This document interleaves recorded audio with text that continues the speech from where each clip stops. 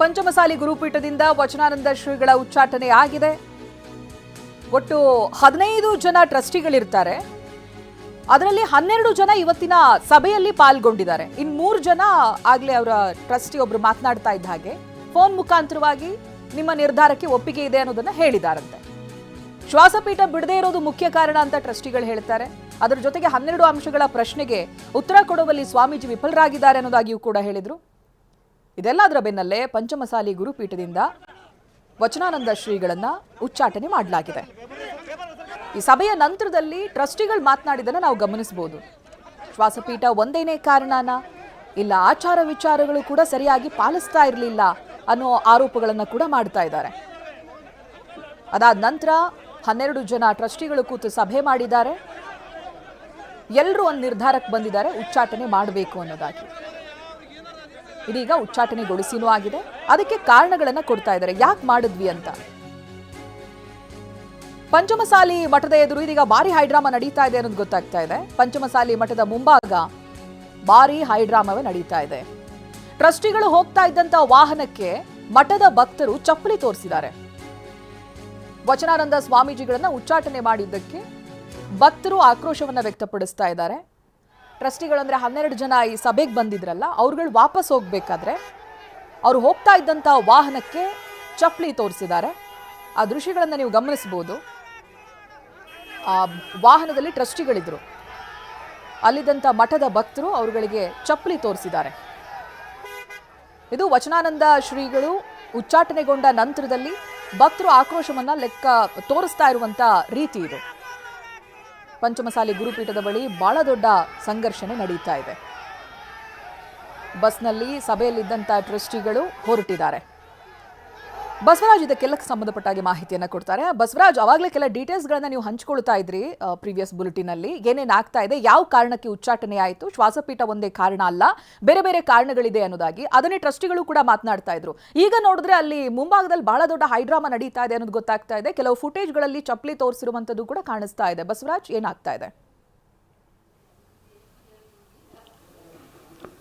ಮಧುಶ್ರೀ ಹೇಳಿದಂತೆ ಏನು ದಾವಣಗೆರೆ ಇರತಕ್ಕಂಥ ಹರಿಹರದ ಪಂಚಮಸಾಲಿ ಗುರುಪೀಠದಲ್ಲಿ ಇವತ್ತು ನಡೆದಂಥ ಒಂದು ನಾಟಕೀಯ ಬೆಳವಣಿಗೆಯಿಂದಾಗಿ ಏನು ಸ್ವಾಮೀಜಿಗಳನ್ನು ಉಚ್ಚಾಟನೆ ಮಾಡಿರ್ತಕ್ಕಂಥದ್ದು ಇನ್ನೊಂದು ಕಡೆ ಕೇಳಿ ಬರ್ತಾ ಇದ್ದು, ಇಡೀ ಸಮಾಜ ಅಂದರೆ ಕೇವಲ 12 ಜನರು ಮಾತ್ರ ಅಲ್ಲ ಎಂಬತಕ್ಕಂಥ ಮಾತುಗಳು ಕೂಡ ಕೇಳಿ ಬರ್ತಾ ಇದ್ದದ್ದು.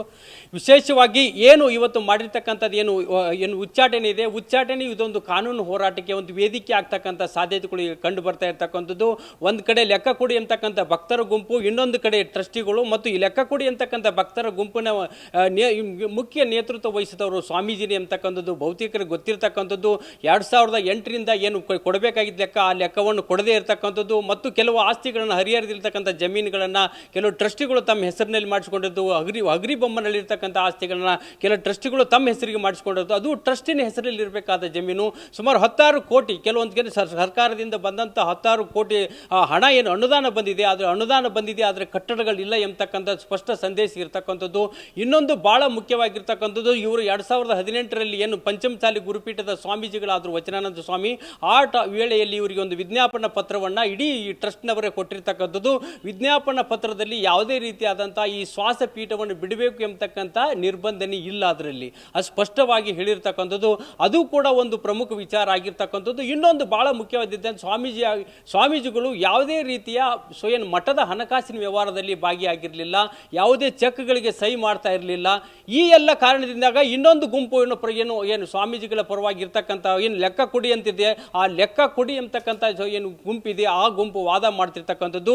ಈ ಎಲ್ಲ ಕಾರಣದಿಂದಾಗಿ ಸ್ವಾಮೀಜಿಗಳು ಮತ್ತು ಇನ್ನೊಂದು ಲೆಕ್ಕ ಕೊಡಿ ಎಂಬತಕ್ಕಂಥ ಒಂದು ಭಕ್ತರ ಗುಂಪು, ಇನ್ನೊಂದು ಟ್ರಸ್ಟ್, ಈ ಮೂರು ಒಂದು ಹೋರಾಟಗಳು ಈಗ ಶುರುವಾಗಿರ್ತಕ್ಕಂಥದ್ದು. ಇದೊಂದು ಕಾನೂನು ಹೋರಾಟಕ್ಕೆ ವೇದಿಕೆ ಆಗ್ತಕ್ಕಂಥ ಸಾಧ್ಯತೆ ಇರ್ತಕ್ಕಂಥದ್ದು.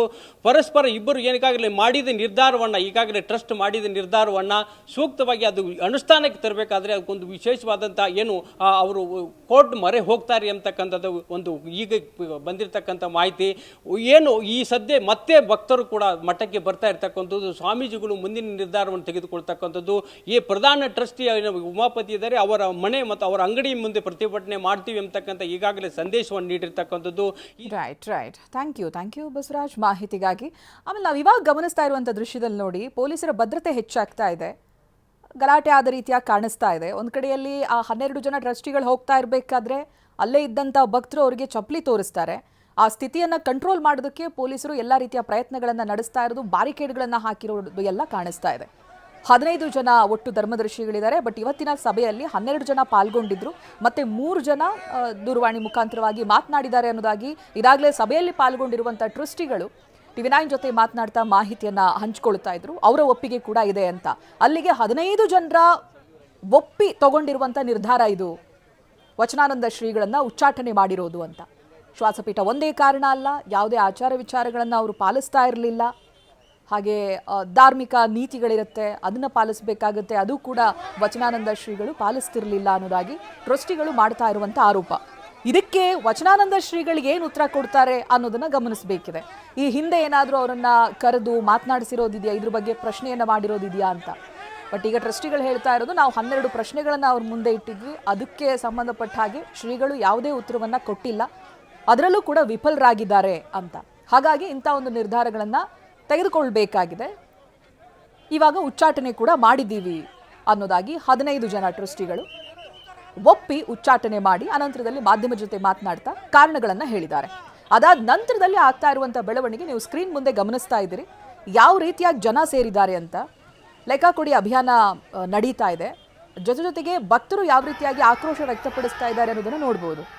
ವಚನಾನಂದ ಶ್ರೀಗಳ ಉಚ್ಚಾಟನೆ ಆಗಿದೆ ಅಂತ ಗೊತ್ತಾಗ್ತಾ ಇದ್ದ ಹಾಗೆ ಟ್ರಸ್ಟಿಗಳು ಹೋಗ್ತಾ ಇರುವಂಥ ಬಸ್ಗೆ ಚಪ್ಪಲಿ ತೋರಿಸ್ತಾ ಇದ್ದಾರೆ. ಈ ದೃಶ್ಯಗಳಲ್ಲಿ ಸ್ಪಷ್ಟವಾಗಿ ಕಾಣಿಸ್ತಾ ಇದೆ. ಅಲ್ಲಿದ್ದಂಥ 3-4 ಜನರ ಕೈಯಲ್ಲಿ ಚಪ್ಪಲಿ ಇದೆ. ಚಪ್ಪಲಿಯನ್ನ ತೋರಿಸಿ ತಮ್ಮ ಆಕ್ರೋಶ ವ್ಯಕ್ತಪಡಿಸಿದ್ದಾರೆ. ಅಲ್ಲಿಗೆ ಶ್ರೀಗಳ ಉಚ್ಚಾಟನೆ ನಮಗೆ ಒಪ್ಪಿಗೆ ಇಲ್ಲ ಅನ್ನೋದನ್ನ ಭಕ್ತರು ಹೇಳ್ತಾ ಇದ್ದಾಗಾಯ್ತು. ಇದೆಲ್ಲದಕ್ಕೆ ಸಂಬಂಧಪಟ್ಟ ಹಾಗೆ ಒಂದು ಕ್ಲಾರಿಫಿಕೇಶನ್ ವಚನಾನಂದ ಶ್ರೀಗಳೇ ಕೊಡಬೇಕಿದೆ. ಹೌದಾ, ಆಚಾರ ವಿಚಾರಗಳಿಗೆ ಸಂಬಂಧಪಟ್ಟ ಹಾಗೆ ಉಲ್ಲಂಘನೆ ಮಾಡಿರೋದು ಹೌದಾ, ಏನಾಗ್ತಾ ಇತ್ತು, ಮಠದಲ್ಲಿ ಹೆಚ್ಚು ಸಮಯ ಇರ್ತಾ ಇರಲಿಲ್ವಾ, ಬಂದು ಹೋಗ್ತಾ ಇರಲಿಲ್ವಾ, ಏನಾಗ್ತಾ ಇತ್ತು, ಇದೆಲ್ಲದಕ್ಕೂ ಉತ್ತರ ವಚನಾನಂದ ಶ್ರೀಗಳು ಕೊಡಬೇಕಿದೆ. ಇಲ್ಲಿಯವರೆಗೂ ಆಗಿರುವಂಥ ಡೆವಲಪ್ಮೆಂಟನ್ನು ನಾವು ಹೇಳ್ತಾ ಇದ್ವಿ. ಸಭೆಯಾಗಿದ್ದು, ಸಭೆಯಲ್ಲಿ ಏನು ನಿರ್ಧಾರ ತಗೊಂಡ್ರು, ಯಾವ ಕಾರಣಕ್ಕೆ, ಟ್ರಸ್ಟಿಗಳು ಕೊಟ್ಟಿರುವಂಥ ಕಾರಣಗಳು, ಅದೆಲ್ಲವನ್ನ ನಿಮ್ಮ ಮುಂದೆ ಇಡ್ತಾ ಇದ್ವಿ. ಇದಕ್ಕೆ ಕೆಲ ಭಕ್ತರ ಒಪ್ಪಿಗೆ ಇಲ್ಲ, ಅವರ ಅಸಮಾಧಾನ, ಆಕ್ರೋಶ ಈ ರೀತಿಯಾಗಿ ವ್ಯಕ್ತಪಡಿಸ್ತಾ ಇದ್ದಾರೆ. ಟ್ರಸ್ಟಿಗಳ ಮೇಲೆ ಆಕ್ರೋಶ ವ್ಯಕ್ತಪಡಿಸ್ತಾ ಇರೋದು ಸ್ಪಷ್ಟವಾಗಿ ಕಾಣಿಸ್ತಾ ಇದೆ. ವಚನಾನಂದ ಶ್ರೀಗಳ ಉಚ್ಚಾಟನೆ ಆಗ್ತಾ ಇದ್ದ ಹಾಗೆ, ಆ ವಿಚಾರ ಗೊತ್ತಾಗ್ತಾ ಇದ್ದ ಹಾಗೆ, ಅದನ್ನ ಈ ರೀತಿಯಾದಂಥ ನಿರ್ಧಾರ ಯಾರು ತಗೊಂಡಿರೋದು, ಟ್ರಸ್ಟಿಗಳು. ಹಾಗಾಗಿ ಆ ಟ್ರಸ್ಟಿಗಳು ಹೋಗ್ತಾ ಇರುವಂಥ ವಾಹನಕ್ಕೆ ಚಪ್ಪಲಿ ತೋರಿಸಿದ್ದಾರೆ. ಆ ಮೂಲಕವಾಗಿ ತಮ್ಮ ಕೋಪ, ಅಸಮಾಧಾನವನ್ನು ವ್ಯಕ್ತಪಡಿಸಿದ್ದಾರೆ. ಆರೋಪಗಳು ಬಹಳಷ್ಟು ಕೇಳಿ ಬರ್ತಾ ಇದೆ. ಒಂದೊಂದೇ ಆರೋಪಗಳಿಗೆ ಸಂಬಂಧಪಟ್ಟ ಹಾಗೆ ಏನು ಎತ್ತ ಅನ್ನೋದಾಗಿ ವಚನಾನಂದ ಶ್ರೀಗಳು ಉತ್ತರ ಕೊಡಬೇಕಿದೆ, ಕ್ಲಾರಿಫಿಕೇಶನ್ ಕೊಡಬೇಕಿದೆ. ಯಾರಿಗಿಲ್ಲ ಅಂದ್ರೂ ಭಕ್ತರಿಗೆ ಕೊಡಬೇಕಿದೆ. ಅವರನ್ನ ನಂಬೋರಿದ್ದಾರೆ, ಗುರು ಸಮಾನವಾಗಿ ನೋಡೋರಿದ್ದಾರೆ. ಸೊ ಅವ್ರುಗಳಿಗೆ ಉತ್ತರ ಕೊಡಬೇಕಿದೆ ವಚನಾನಂದ ಶ್ರೀಗಳು. ಇದಾಗಲೇ 15 ಜನ ಧರ್ಮದರ್ಶಿಗಳು ತಮ್ಮ ನಿರ್ಧಾರ ಏನು ಅನ್ನೋದನ್ನ ಹೇಳಿದ್ದಾರೆ. ಉಚ್ಚಾಟನೆ ಕೂಡ ಮಾಡಿ ಆಗಿದೆ. ಮುಂದಿನ ದಿನ ಇದು ಯಾವ ಹಂತಕ್ಕೆ ಹೋಗುತ್ತೆ ನೋಡಬೇಕು.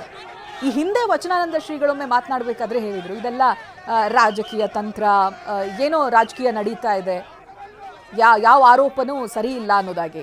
ಬಟ್ ಇವಾಗ ಉಚ್ಚಾಟನೆವರೆಗೂ ಬಂದಿರೋದು ಯಾಕೆ ಅಂತ ನೋಡಬೇಕಿದೆ.